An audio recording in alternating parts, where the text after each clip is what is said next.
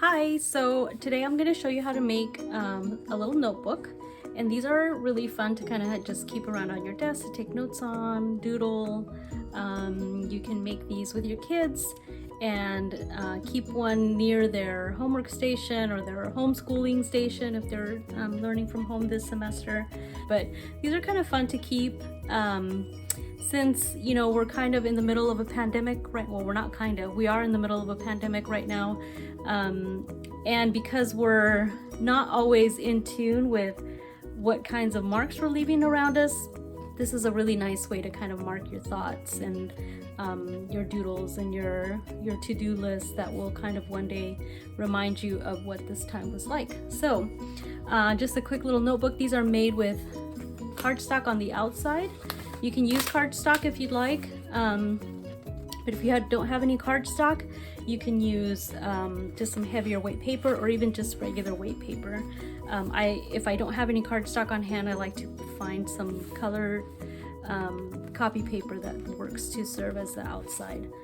Another thing that you could use though is, if you're like me and you keep mounds and mounds of greeting cards that people give you. I love this one. This one I got when I turned 21 for my sister Yolanda, and I'm not gonna cut this one up, but you can take these beautiful cards that people have so thoughtfully written a lovely note for you on the inside and use these as the outside of a notebook. So it's kind of a nice way to reuse some of those things that we put away into boxes and look at them every, let's be honest, hardly ever. So I'll show you how to use an old card or some cardstock. I'm going to move my camera around so you can see the rest of my supplies and then see how I work.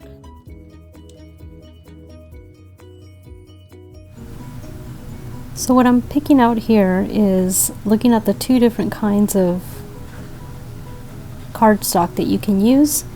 If you're going to use just regular cardstock, then I would suggest lining up the cardstock based on the size of your paper so you have less waste.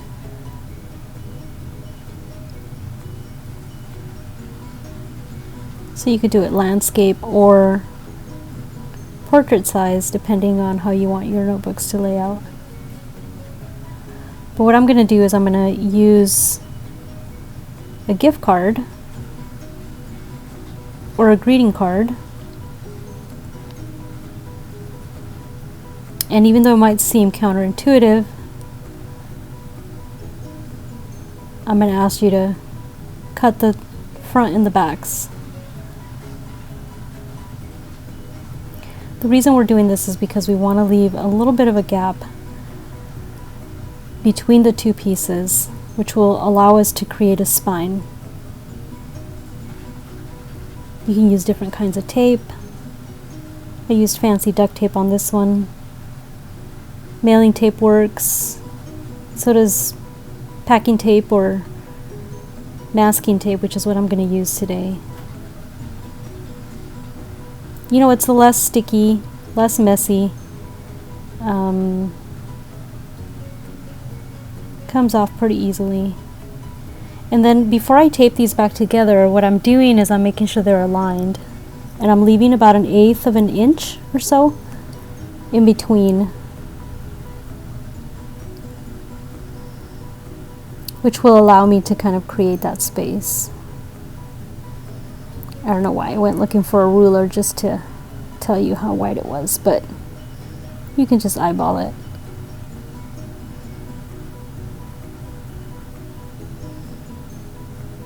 Tape that puppy down. Do you see it shift a little bit? But it's homemade, it's going to be on my desk. Once I've got it taped, then it's ready for us to cut the paper.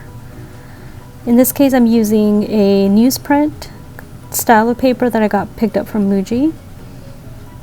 And to my surprise, it was actually almost the exact size of the card. It's just a tiny bit bigger. But even if it was the exact size, what you want to do is you want to measure about 1/8 of an inch smaller than the front and back of your card. Again, so that it just fits nice and snug inside your notebook. I would measure for this. Let's use the card as your straight edge.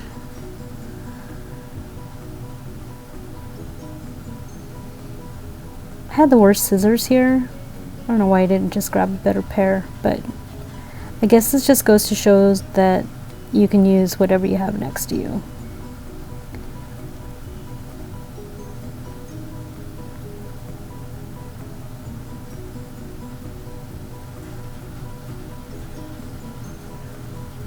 And that's it.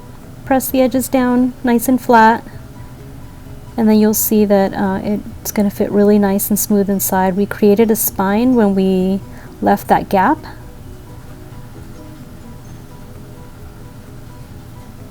So that helps so that it lays nice and flat.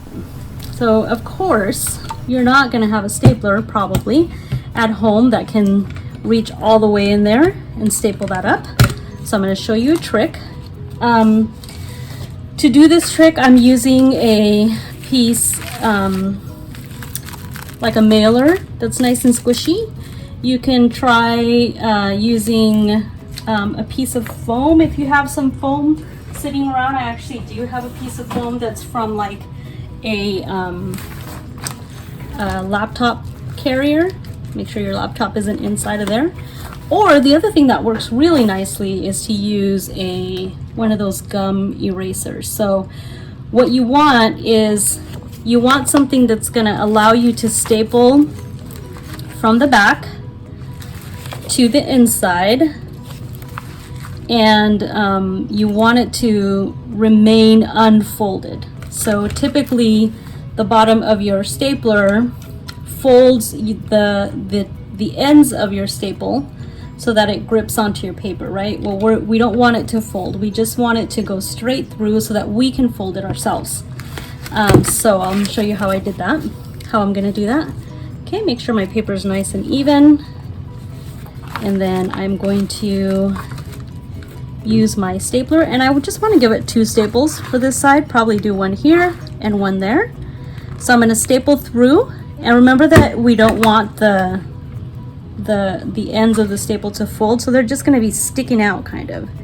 Position the other one, and so now what you have is a little bit stuck there. You have your staples sticking in through the back, and they're ready to be folded. And you can just take your scissors or a pencil. I wouldn't recommend freshly manicured nails because they will get ruined. Just give them a quick fold on each side, and ta-da! So there is the technique for putting together a lovely little notebook by reusing note cards that you've gotten from your friends or family, or by using other types of scrap cardstock that you might have on hand. And I have a bunch of those. I think what I'm going to do is oh, here's a cute one. Take one and then just glue it on the front as a cover.